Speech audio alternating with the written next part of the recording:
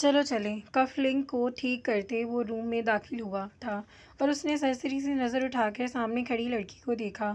وہ حیران ہوا تھا، پھر اس کے لب نامحسوس انداز میں مسکراہٹ میں ڈھلے۔ وہ سر نیچے جھکا کر کھل کر مسکرایا، ایک مکمل ہنسی چمکتی سحر زدہ۔ فجر نے پلٹ کر اسے دیکھا اور اس شخص نے سر اٹھا کر اس لڑکی کو دیکھا جو اپنے بلیک سٹولر سے نقاب سیٹ کرتے پنز لگا رہی تھی، اور اس کی آنکھیں واضح اور بہت واضح۔ وہ قدم چلتے اس کی جانب بڑھا۔ فجر نے اسے دیکھا جو اس کے بالکل پاس آ کر کھڑا ہوا تھا۔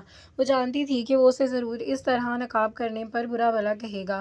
اس کی سبز آنکھیں مقابل کے وجود پر جمیں۔ اس نے قریب آتے اس کے ہاتھوں کی انگلیوں کو اپنے ہاتھوں کی انگلیوں سے دھیرے سے چھوا۔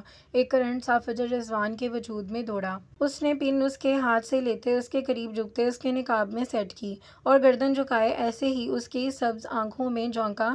وہ نظریں ادھر ادھر پھیرنے لگی، پھر واپس سے اس کی طرف دیکھا۔ وہ گھبرا گئی تھی۔ بسمل کا خدا حافظ، قاتل کا خدا حافظ، تم جس پر نظر ڈالو اس نظر کا خدا حافظ، وہ دھیرے سے گہرے لہجے میں اس کی آنکھوں میں دیکھتے بولا۔ فجر کی آنکھیں مزید پھیل گئیں۔ وہ اس سے لڑائی کی توقع کر رہی تھی، لیکن اس کا انداز بیاں اس کا دل دھڑکا رہا تھا۔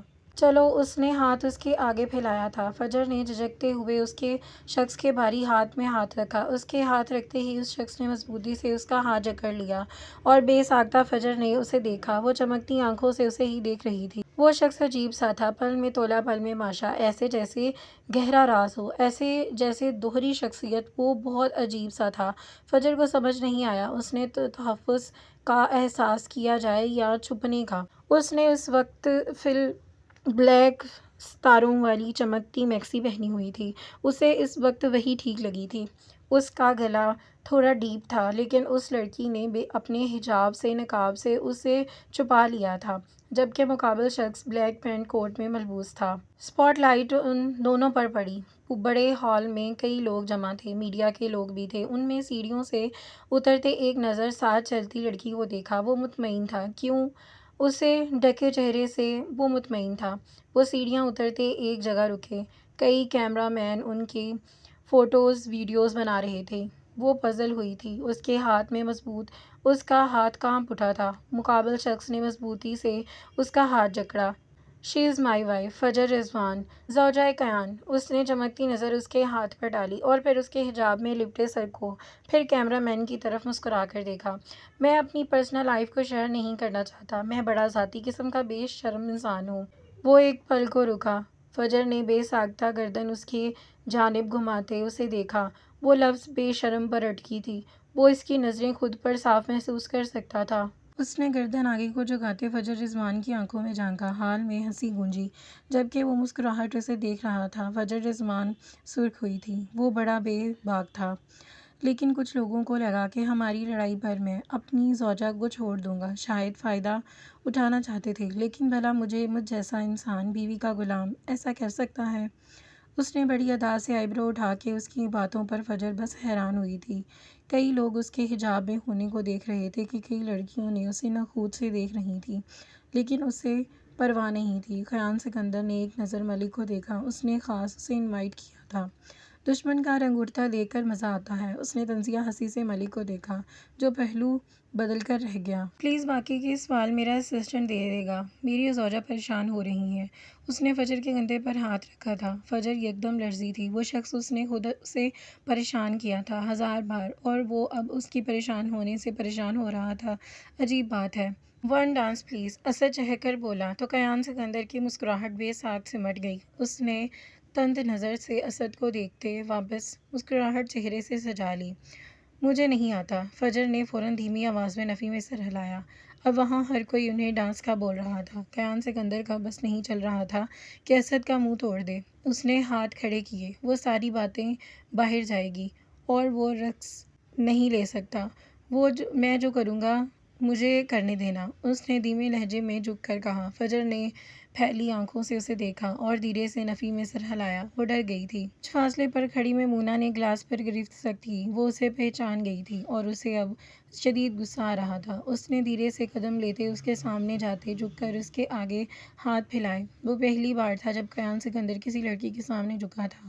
وہ لڑکی اس کی اپنی بیوی تھی۔ فجر نے اسے دیکھا۔ وہ پھر اپنا ہاتھ اس کے ہاتھ میں دیا۔ وہ یکدم اسے کھینچتے حال کے درمیان میں لے آتا ہے اور اسے بے ساختہ اس کے کندھے پر ہاتھ رکھا اور خوفزدہ ہو گئی تھی۔ لبوں کے لب یہ سجائے کیا ہو تم مجھے بتاؤ، لبوں کے لب پہ سجاؤ کیا، توڑ دو خود کو تم باہوں میں میری باہوں میں، میری باہوں میں میری باہوں میں۔ اس نے دھیرے سے اس کے سر کے پیچھے ہاتھ لے جاتے ایک ہاتھ اس کے کمر میں ڈالتے اسے اپنی جانب کھینچا۔ اس کے جذبات عجیب سے تھے۔ اس نے اپنے بھاری ہاتھ کی چند انگلیاں دھیرے سے اس کے بازو میں مس کرتے ہاتھ تک لے جاتے اس کا ہاتھ پکڑتے کندھے پر رکھا۔ اس کی آنکھیں چمکیں جبکہ اس کی سبز آنکھیں پھیل گئیں اس کے اس قدر لمس پر۔ تیرے سانسوں میں بھیگے لمحاتوں میں مجھ کو ڈبویا تشنگی نے، تیری اداؤں سے دلکش خطاؤں سے۔ اس نے قدموں کے ساتھ سپیٹ لیے اور اس کے ہاتھ کو پکڑتے اسے جھٹکے سے دور کیا۔ وہ گہرا سانس لے گئی جب اس کے لبوں پر لمس زدہ بوجھل مسکراہٹ ابھری۔ ان لمحوں میں زندگی سے حیا کو ذرا بھول جاؤ، میری ہی طرف پیش آؤ۔ اس نے واپس اس کے نرم و نازک بازو کو جھٹکتے اسے پکڑتے اسے اپنی جانب کھینچ لیا۔ فجر کی پشت بے ساختہ اس کے سینے سے ٹکرائی اور اس کا دل بند ہونے کو تھا۔ توڑ بھی دو خود کو تم راتوں میں میری راتوں میں، میری راتوں میں۔ اس کے کانوں کے قریب جھکتے اس شخص کے لب ہلتے اس کے حجاب کو مس کر رہے تھے۔ ہاتھ اس کے ملائم بازو سے ہوتا ہوا اس کے کندھے پر جا رہا تھا۔ وہ زور سے آنکھیں میچ گئی۔ اس کا لم وحشت زدہ تھا۔ تیرے جذبوں میں مہکی سی سانسوں میں یہ جو مہک سی سنتلی سی ہے۔ اس نے اس کی کمر پکڑتے اس کا رخ واپس اسے اپنی جانب کیا۔ اس کی مسمرائز کرتی مسکراہٹ معنی خیز تھی، ایسی مسکراہٹ کہ فجر رضوان بس سانس روک گئی، اسے دیکھتی رہی اور اس شخص نے اس کی جانب جھکتے گہرا سانس بھرتے اس کی خوشبو کو اپنے اندر لیا۔ دل کی پناہوں میں بکھری سیاہوں میں سونے کی خواہش جگی سی ہے، چہرے سے چہرہ اچھاؤ، سینے کی دھڑکنیں سناؤ۔ اس نے دھیرے سے اس کا ہاتھ پکڑتے اس کے ہاتھ میں اپنی بھاری ہاتھوں کی انگلیاں الجھا ڈالیں۔ فجر کا دل ہتھیلیوں میں دھڑکتا اسے محسوس ہو رہا تھا۔ اس کا اپنا ہاتھ اٹھاتے اپنے شور مچاتے دل کے مقام پر رکھا اور اس کی آنکھیں چمک اٹھیں، بوجھل سرخ چمکتی آنکھیں جذبات سے لبریز۔ دیکھ لو خود کو تم آنکھوں میں میری آنکھوں میں۔ اس نے دوسرا ہاتھ اس کے کمر پر واپس لپیٹا اور اس کی آنکھوں میں جھانکا۔ وہ پلکیں جھپکائے بغیر اسے تک دیکھ رہی تھی۔ وہ شخص سحر انگیز تھا، اس نظر انداز کیے جانے پر یہ ناممکن تھا۔ وہ بس اسے دیکھتی رہی، بھاری سانسوں کے شور کے درمیان ہتھیلیوں میں دھڑکتے اس کی دھڑکنوں کو سنتے۔ ہال میں تالیاں گونج رہی تھیں اور اسے اپنا دل اتنی ہی شدت سے کانوں میں دھڑکتا محسوس ہو رہا تھا۔ جب اس شخص نے دائیں آنکھ ونک کرتے لبوں پر مسکراہٹ کھینچی، فجر رضوان ہوش کی دنیا میں لوٹی۔ اس شخص نے بس اسے اپنے ساتھ ساتھ ہر قدم پر رکھا تھا۔ سر اپنی وائف سے بہت محبت کرتے ہیں، اسد نے دانت نکالتے میڈیا کو دیکھتے کہا تو کیان سکندر نے آنکھیں چھوٹی کرتے اسے دیکھا۔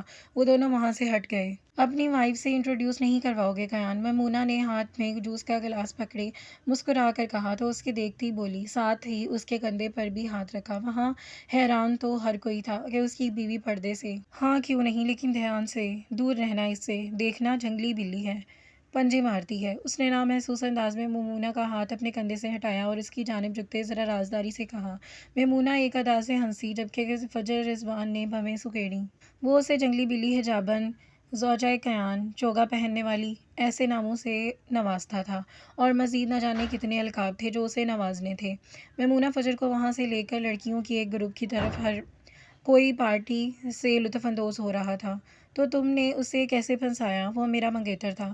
فجر رضوان کی خاموش دیکھ کر میمونہ نے حلق میں جوس کا گھونٹ اتارتے زہر خند میں کہا اور اس کی بات پر فجر رضوان لب بھیج گئی اپنے اس ڈونگ سے۔ میمونہ نے دانت پیستے گلاس ہاتھ سے چھوڑ دیا جو سیدھا فرش پر جا گرا۔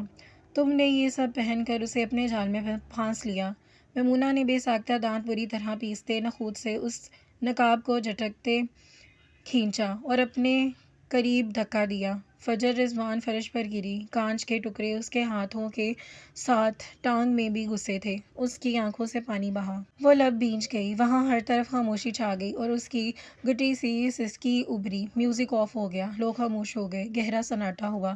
اس کے چہرے نے نقاب ہٹ گیا۔ کیان سکندر نے پلٹ کر اس جانب دیکھا اور نظر میمونہ سے ہوتی ہوئی زمین پر پڑے اس وجود پر گئی۔ وہ بے ساختہ جبڑے بری طرح بھیج گیا۔ اس لڑکی کا پردہ غائب ہوا اور مقابل شخص کا اطمینان، وہ بھی غائب ہو گیا۔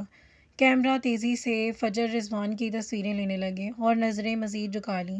وہ ڈر گئی تھی اتنے لوگوں کی موجودگی میں۔ وہ پہلے کہ کبھی ایسی جگہ پر نہیں گئی تھی، لیکن اس لڑکی نے غلطی کی تھی۔ اس کا نقاب کھینچ کر۔ اسے اپنے ہاتھوں میں درد ہوتا محسوس ہوا۔ خون کے قطرے ہاتھوں سے صاف فرش پر گر رہے تھے۔ وہ اٹھی لیکن لڑکھڑا کر گر گئی اور پھر اٹھ گئی۔ چٹاک بغیر کسی کے پرواہ کیے اس نے میمونہ کو تھپڑ جھڑ دیا، خون سے سنے ہاتھوں سمیت۔ کیمرہ مین اب بھی اسے شوٹ کر رہے تھے۔ میمونہ نے دانت پیستے اسے دیکھا اور اسے نفرت سے دھکا دیا۔ وہ لڑکھڑا کر فرش پر گری تھی۔ ٹانگ اور ہاتھوں میں شدید درد تھا۔ اس کے واپس نیچے گرنے وجود کو دیکھتے اس نے ساتھ ہی ایک قہر ڈالتی نظر ارد گرد ڈالی۔ وہ شخص پاگل ہوا تھا۔ اس لڑکی کا نامحرم کے سامنے بنا حجاب بنا پردے کے دیکھ کر وہ پاگل ہوا تھا۔ "یو بلڈی باسٹرڈ، بند کرو اسے!" اس نے تیز آواز میں دھاڑتے کیمرہ مین کی طرف قدم بڑھائے۔ ہر کوئی اس کے غصے سے خائف تھا۔ "تم نے اسے اپنے اس گھٹیا کیمرے میں قید کرنے کی جرأت کیسے کی؟ کیسے کی جرأت؟" وہ بھرا شیر بنا۔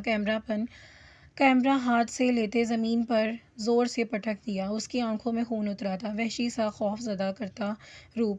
اس نے بری طرح ایک مکہ کیمرہ مین کے منہ پر رسید کیا۔ "کیسے ہمت ہوئی تمہاری اسے بے حجاب دیکھنے کی؟" دوسرے کیمرہ مین کا کیمرہ چھیننے سے اس نے حیرانیت ہوتے اسے بھی توڑ ڈالا تھا۔ لوگ اس کے خون خوار روپ سے ڈرتے پیچھے کو قدم لیتے۔ "وہ پاک ہے میرے لیے۔ وہ اس دنیا میں اتاری گئی ہے۔ پاک زیرو!" وہ ان سب کے پاس جاتا، بگڑے تیوروں سے پاگل ہوتا ان پر برس رہا تھا۔ وہاں کسی میں بھی اتنی ہمت نہیں تھی کہ ان لوگوں سے دور کر سکے جنہیں زمین پر بیٹھے وہ بری طرح مکے مار رہا تھا۔ ان کا خون قیان سکندر کے ہاتھوں پر لگا تھا۔ فجر نے گردن موڑ کر ساغت بہتی آنکھوں سے اس شخص کو دیکھا۔ "تمہارے مجازی خدا کے نزدیک تمہاری کوئی حیثیت نہیں!"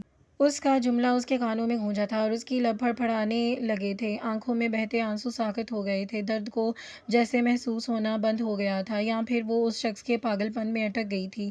"وہ ایک پاک عورت ہے۔ یہ ایک ناپاک مرد کی زندگی میں بھیجی گئی ہے۔ ایک پاک عورت! تم نے اسے دیکھنے کی جرأت کیسے کی؟" اس نے ایک ٹھوکر بری طرح سب کے وجود پر رسید کی۔ ٹائی کی نٹ ڈھیلی کرتے اس نے ٹائی دور پھینکی تھی۔ اس کی آنکھیں سرخ ہو رہی تھیں، بال بکھر چکے تھے۔ وہ شخص پورے کا پورا بے حال لگ رہا تھا۔ اس نے پلٹ کر پاگل ہوتے فرش پر گرے اس وجود کو دیکھا جو اسے ہی دیکھ رہی تھی، اس کی وحشی طبیعت کو دیکھ رہی تھی۔ اس نے گردن گھما کر باقی لوگوں کو دیکھا۔ "نظریں جھکاؤ ورنہ میں تمہیں صفحۂ ہستی سے مٹا دوں گا!" وہ بلند آواز میں چیختا، گہرا سانس بھرتے۔ اس کی آنکھوں میں انگارے جھلس رہے تھے، ہاتھوں کی نسیں بری طرح ابھری تھیں۔ وہ قدم اٹھاتے تیزی سے اس کی جانب بڑھا۔ اسے فرش سے اٹھاتے اس نے اس لڑکی کا چہرہ بے ساختہ اپنے سینے میں چھپا لیا۔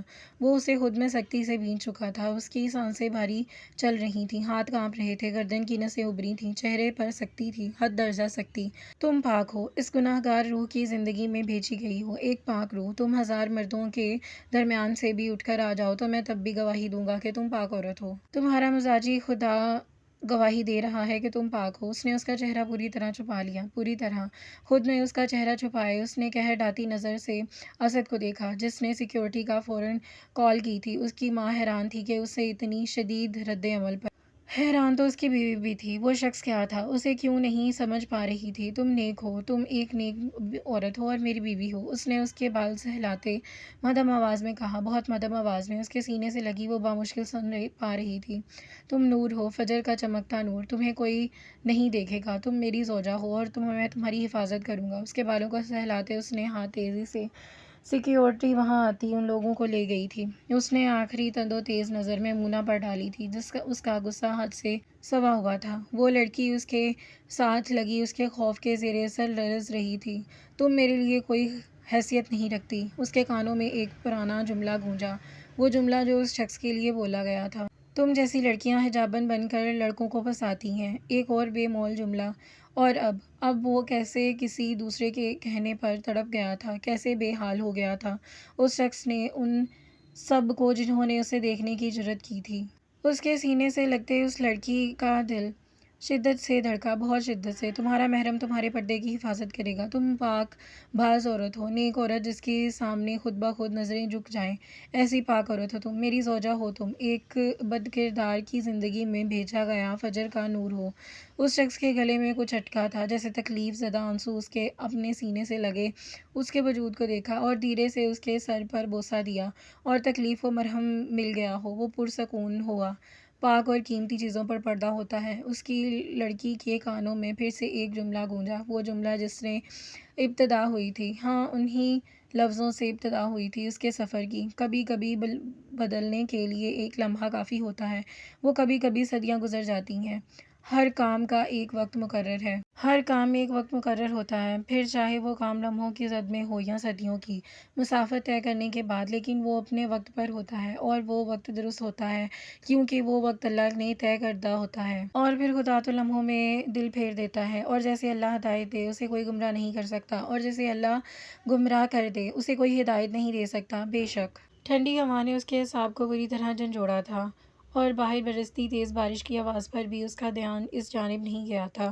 وہ بینچ پر سر کو ہاتھوں میں مٹھیوں بنائے اس پر ٹکائے بیٹھی تھی، چہرے پر فکرمندی صاف واضح تھی۔ بارش باہر زور و شور سے برس رہی تھی، اور اس وقت وہ اکیلی ہاسپٹل کے بینچ پر بیٹھی ڈاکٹر کے باہر آنے کا انتظار کر رہی تھی۔ کھڑکی سے آتی ٹھنڈی ہوا نے اس کے اعصاب بری طرح چٹخ دیے تھے۔ شام کے سائے میں بارش یوں برس رہی تھی جیسے رات کی منتظر ہو۔ ایک دن میں اس کی زندگی پوری طرح بدل گئی تھی۔ کیا ہو رہا ہے کچھ سمجھ نہیں آ رہا۔ وہ شخص آخر چاہتا کیا ہے؟ کیا اس نے فقط اس لڑکی کو پریشان کرنے کے لیے اس سے نکاح کیا تھا؟ کیا اس کے لیے انا اتنی عزیز تھی؟ ڈاکٹر نے باہر آنے پر اس نے سر اٹھا کر ڈاکٹر کو طرف دیکھا۔ اس کی آنکھوں میں اس وقت امید کے ساتھ ڈر بھی تھا۔ پتہ ہے وہ ڈر کیوں تھا؟ وہ ڈر تھا امید کے ٹوٹ کر بکھر جانے کا۔ اس کی آنکھیں سرخ ہو رہی تھیں۔ وہ ہمت کرتی بینچ سے اٹھی۔ ٹھنڈی ہوا کا جھونکا کھڑکی سے اندر آیا، اور اس لڑکی نے جھرجھری سی لی۔ مائی سسٹر، اس نے سوال پوچھا تھا۔ کچھ سوال کتنے اذیت ناک ہوتے ہیں کہ انہیں پوچھتے وقت بھی ڈر لگ رہا ہوتا ہے۔ اس کا دل بری طرح گھبرا رہا تھا۔ ڈاکٹر نے ماسک اتارتے اس لڑکی کو دیکھا جس کی آنکھوں میں پانی بھرا ہوا تھا۔ اب وہ خطرے سے باہر ہے، کل صبح تک ہوش آ جائے گا۔ Don't worry. ڈاکٹر نے اس کے کندھے پر ہاتھ رکھتے اسے مسکراتے تسلی دی۔ اس کی آنکھوں میں اٹکا آنسو زمین پر گرا۔ گھبراتے دل کو کچھ سکون ہوا۔ شکر الحمدللہ۔ بے ساختہ اس کے لبوں سے پھڑپڑا کر لفظ ادا ہوئے۔ اس کے لبوں پر ہلکی سی مسکراہٹ ابھری تھی۔ ڈاکٹر اس کے لفظوں پر سر اس بات میں ہلاتا مسکرایا، اور اچھے لوگ ایسے ہی ہوتے ہیں۔ وہ اللہ سے مدد ملنے کے بعد اللہ کو فراموش نہیں کرتے۔ وہ مدد دینے والے اپنے خدا کو سب سے پہلے اور سب سے اوپر یاد رکھتے ہیں۔ اوئے سالے! بھاری قدموں کی دمک پر اس کا سانس ایک پل کو سینے میں اٹکا۔ آواز اور انداز بیان پر یمن وحید نے گردن گھما کر اسے دیکھا، جو اس تک آتے اس سے 2 قدموں کے فاصلے پر کھڑا ہوا۔ ڈاکٹر کو دیکھتے ہی اس سے مخاطب ہوا۔ اس کے ایسے لفظوں پر ڈاکٹر نے گھور کر اسے دیکھا، جس پر وہ یک طرفہ مسکرایا۔ آپریشن تھیٹر سے آئے ہیں، ذرا فاصلہ رکھیں۔ اس نے 2 انگلیوں سے ڈاکٹر کا ہاتھ یمن وحید کے کندھے سے ہٹا دیا۔ ڈاکٹر نے اسے گھورتے نفی میں سر ہلایا۔ میری سالی کیسی ہے؟ یمن وحید کی جانب جھکتے اس نے قدم اٹھاتے درمیانی فاصلہ 1 قدم کا کر دیا۔ اس کی سانسوں کی گرمائش پر یمن وحید کا سانس وہیں ساکت ہوا۔ اس نے بہت دھیرے سے نظر اٹھا کر ڈاکٹر کو دیکھا، جو مسکراتا وہاں سے فوراً غائب ہو گیا۔ گمنام ہیں نا ہم، کوئی سن لیتا تو بدنام ہو جاتے آپ۔ چہرہ اس کے کانوں کے قریب ہٹاتے اس کے سامنے کرتے اس شخص نے چمکتی آنکھوں سے اس کی آنکھوں میں دیکھتے اسے یہ یاد کروایا تھا۔ آخر ان دونوں کے درمیان کیا اور کس نوعیت کا رشتہ تھا؟ ٹھیک ہے۔ خشک پڑتے لبوں پر زبان پھیرتی وہ پلٹ کر بینچ پر بیٹھ گئی۔ اس شخص کی نظریں ابھی بھی یمن وحید پر جمی ہوئی تھیں۔ وہ اس بات میں سر ہلاتا اس کی جانب بڑھا اور اس کے قریب بینچ پر بیٹھ گیا۔ یمن بے ساختہ گردن موڑ کر اسے دیکھا۔ میرے لیے کافی بناؤ آخر۔ کام بہت تھا، میں تھک گیا ہوں۔ آج سے اور ابھی سے تم میری پرسنل اسسٹنٹ ہو۔ پرسنل؟ ٹانگ پر ٹانگ چڑھاتے بیٹھتے اس نے بینچ پر بازو پھیلائے۔ یمن وحید نے اسے دیکھتی رہ گئی۔ اس کی بہن ہاسپٹل میں تھی اور وہ وہاں کمپنی سے یہاں تک اسے صرف کافی کا کہنے آیا تھا۔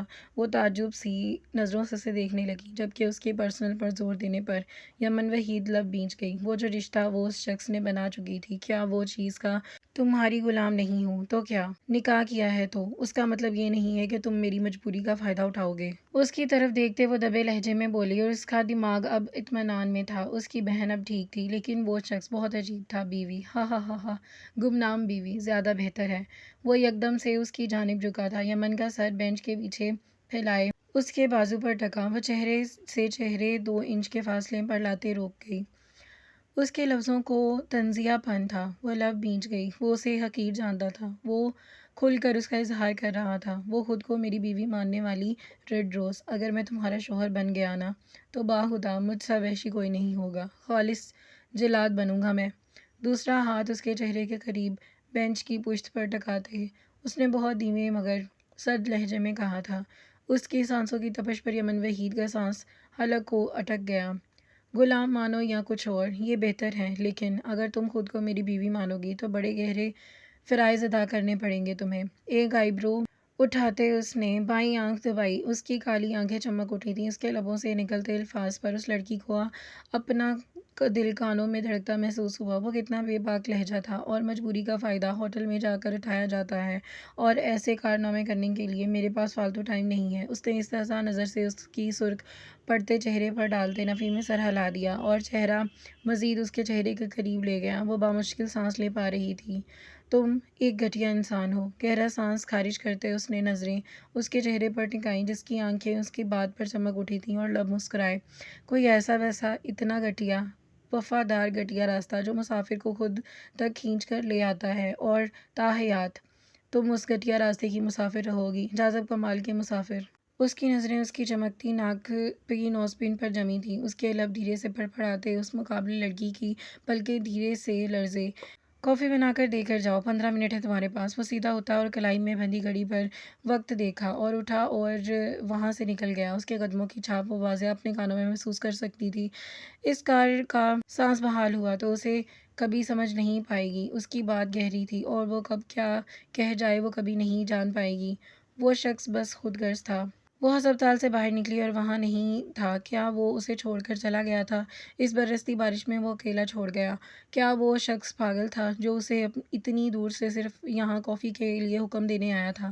تیز بجلی کی چمکنے پر وہ ڈر گئی تھی۔ 2 قدم پیچھے گھوری، پھر گہرا سانس کھینچتے اس نے سر جھکا کر وہ جاب چھوڑ نہیں سکتی تھی۔ گھٹیا راستے وفادار ہوتے ہیں اور اپنے مسافر کو اپنے تک لے آتے ہیں۔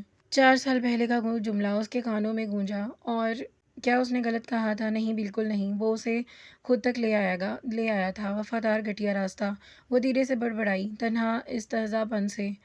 وہ جو بول دیتا تھا وہ کر کر گزرتا تھا، چاہے کتنا ہی وقت لگ جائے۔ وہ باہر نکلی تو ٹیکسی کو دیکھتے وہاں کوئی ٹیکسی نہیں تھی۔ وہ اچھی خاصی بھیگ گئی تھی۔ تھوڑی دور جاتے ہی اسے ٹیکسی مل گئی تھی۔ ٹیکسی میں بیٹھتے اس نے کمپنی کا ایڈریس دیا تھا۔ جو خود کے بھیگے سراپے کو دیکھا، اس نے زور سے آنکھیں میچیں، دوپٹہ اچھے سے خود پر پھیلا لیا، بالوں کی چپکی لٹوں کو چہرے سے دور کیا۔ نہ جانے اور کتنا اسے پریشان کرنے والا تھا۔ کمپنی کے آگے ٹیکسی رکی اور وہ کرایہ دیتی اندر باہر سے نکلی۔ اس شخص نے 7 فلور کی کھڑکی کے پار سے سڑک پر اس لڑکی کو ٹیکسی سے نکلتے دیکھا اور دھیرے سے ہنسا۔ اس کی آنکھیں چمک اٹھیں۔ وہ 7 فلور پر آئی اور سردیوں کی بارش سے بھیگنے کی وجہ سے اسے سردی لگ رہی تھی، لیکن آفس انٹر ہوتے ہی ہیٹر کی گرمائش پر اس کے اعصاب کچھ حد تک پرسکون ہوئے تھے۔ لیکن لوگوں کی نظریں خود پر جمی دیکھ کر اس کے خود کے کپڑوں کو سیٹ کیا۔ ہاتھ رکے اور اس نے آہستگی سے گردن اٹھا کر پورے اسٹاف کو دیکھا۔ وہ لب بھینچ گئی، اور اسے ہمیشہ اس شخص کی وجہ سے لوگوں کی نظریں برداشت کرنی پڑتی تھیں، اور آج بھی وہ کر رہی تھی۔ وہ قدم اٹھاتے آگے بڑھ گئی۔ پانی اس کے کپڑوں سے ہوتا ہوا نیچے زمین پر گر رہا تھا۔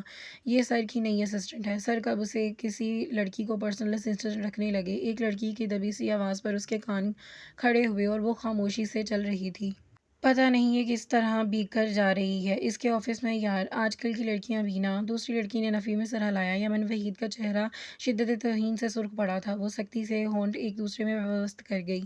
دنیا ایسی ہی ہوتی ہے۔ اگر ایک لڑکا لڑکی سڑک پر چل رہے ہوں تو دنیا سب سے پہلا قیاس یہ لگائے گی کہ وہ دونوں محبت کرتے ہیں، چاہے وہ بہن بھائی ہوں یا ان کے درمیان کوئی اور رشتہ ہو۔ لیکن دنیا جس بات پر خود مطمئن ہوگی وہ وہی اندازہ لگائے گی، وہی بات دوسروں کے بارے میں بولے گی، اور وہ خود کی اطمینان دیکھتی، دوسروں کی عزت کو نہیں۔ وہ آفس کے قریب گئی تھی۔ ہلکی دستک پر اجازت ملنے پر اس نے دروازہ کھولتی اندر داخل ہوئی۔ ویئر از کافی؟ اسے خالی ہاتھ اندر آتے دیکھ کر چیئر پر بیٹھے اس شخص نے آئی برو اٹھا کر اسے دیکھا۔ میں تمہارے پیسے لوٹا دوں گی، لیکن میں تمہارے آفس میں کام نہیں کر سکتی۔ ضبط کے مارے اس کا چہرہ سرخ ہوا تھا۔ وہ چیئر سے اٹھا اور اس کے لبوں پر مسکراہٹ ابھری۔ نامکمل تعلیم کے ساتھ تمہیں کون جاب دے گا؟ میں اپنے پیسے ضائع نہیں کرنا چاہتا، اس نے کوٹ اتارتے سنجیدگی سے کہا۔ یمن وحید نے افسوس سے اس شخص کو دیکھا۔ جیسے تم ویسے ہی تمہارے ساتھ کام کرنے والے لوگ، وہ حقارت سے بولی تھی۔ اس کا بس نہیں چل رہا تھا کہ اس شخص پر جو بڑے سکون سے اس کے ہر سوال کا جواب دیتے اسے آگ لگا رہا تھا۔ میرے ساتھ تو تم بھی ہو نا گمنام بیگم؟ اپنے بارے میں کیا خیال ہے تمہارا؟ اس نے ایک قدم کے فاصلے پر آ کر رکتے اس شخص سے ہاتھ بڑھا کر اپنا کوٹ پیچھے سے اس کے کندھوں پر پھیلایا۔ اسے آگے سے صحیح کرتے آئی برو اٹھا کر سوال کیا، جبکہ اس کی بات پر اور اس کی حرکت پر وہ اسے دیکھتی رہ گئی۔ گمنام ہوں لیکن عزت تو ہونا، احتیاط ضروری ہے۔ اس کی جانب جھکتے اس نے اس کے کان کے قریب سرگوشی کی۔ دہکتی سانسوں کا لمس اپنے کان پر محسوس کرتے وہ بے چینی اس نے گہرا سانس بھرا۔ مجھے کوتاہی قبول نہیں۔ ہاتھ اٹھاتے اس شخص نے دھیرے سے اس کان کی لو کی 2 انگلیوں کے ساتھ درمیان مسل ڈالا اور اس کی تپش ہوتے لمس پر یمن وحید کی آنکھیں پھیل گئیں۔ اس نے نظریں اس شخص کے چہرے پر ٹکائیں۔ جاؤ کافی لے آؤ۔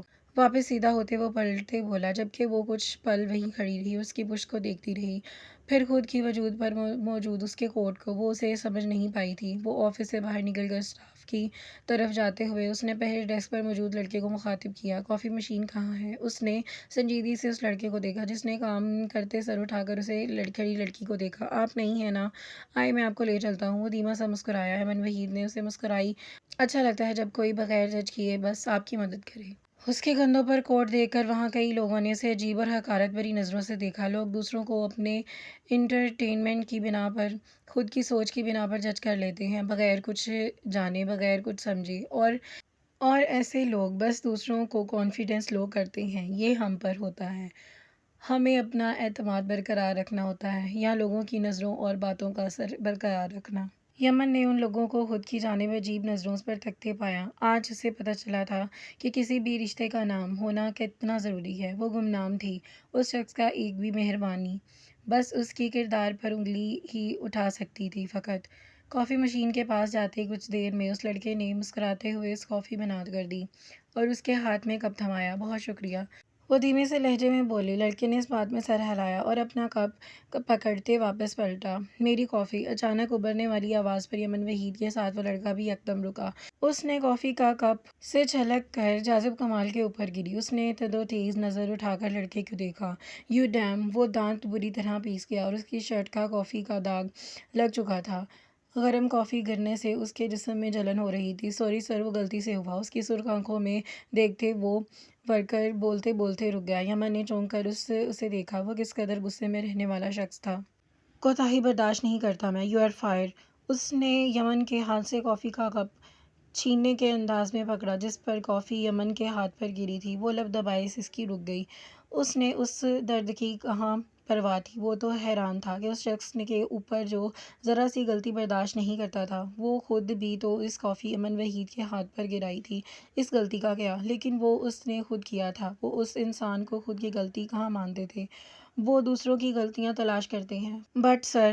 جاذب کمال پلٹ گیا جب اس لڑکے نے کچھ کہنا چاہا اور اس نے واپس پلٹ کر قہر بھری نظر سے اسے ڈالی اور وہ خاموش ہو گیا۔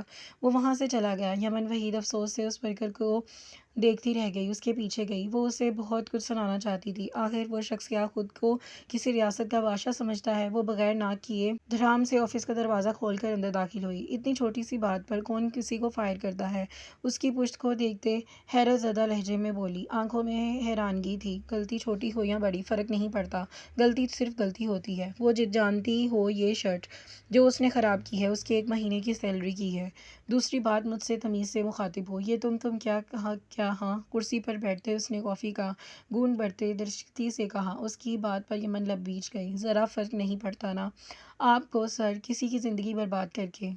وہ سر پر زور دیتی بولی تھی۔ اس کے لہجے میں یکدم بہت کچھ ٹوٹ گیا تھا۔ ایسے ہی تو وہ برباد ہوتی تھی کہ وہ دکھ سمجھ سکتی تھی برباد ہونے کا لوگوں کا۔ میں خود غرض انسان ہوں اور میں صرف میں پر غور کرتا ہوں، خود پر۔ اس نے کافی کا کپ ٹیبل پر رکھتے اس لڑکی پر نظر جمائے پرسکون انداز میں کہا، تو اس کے جواب پر وہ تلخی سے ہنسی۔ خود غرض انسان آخر میں سب کچھ کھو دیتے ہیں۔ یمن کا چہرہ سرخ ہوا اور اس کے الفاظ استہزا تھے کہ نظریں اس شخص کے چہرے پر جمی تھیں جس کی آنکھیں یکدم ہی چمک اٹھی تھیں، گہری پراسرار چمکتی آنکھیں۔ اور مجھے لگتا ہے انسان سب کچھ کھو دینے کے بعد خود غرض بنتا ہے۔ اس نے آئی برو اٹھا کر اس کے لہجے میں کچھ عجیب سا تھا۔ سب کچھ کھو دینے کے بعد جو لہجہ اپنایا جاتا ہے وہ ایسا ہوتا ہے، اور بس اس کے لفظوں پر ساکت ہوتی اس کی دیکھتی آنکھیں۔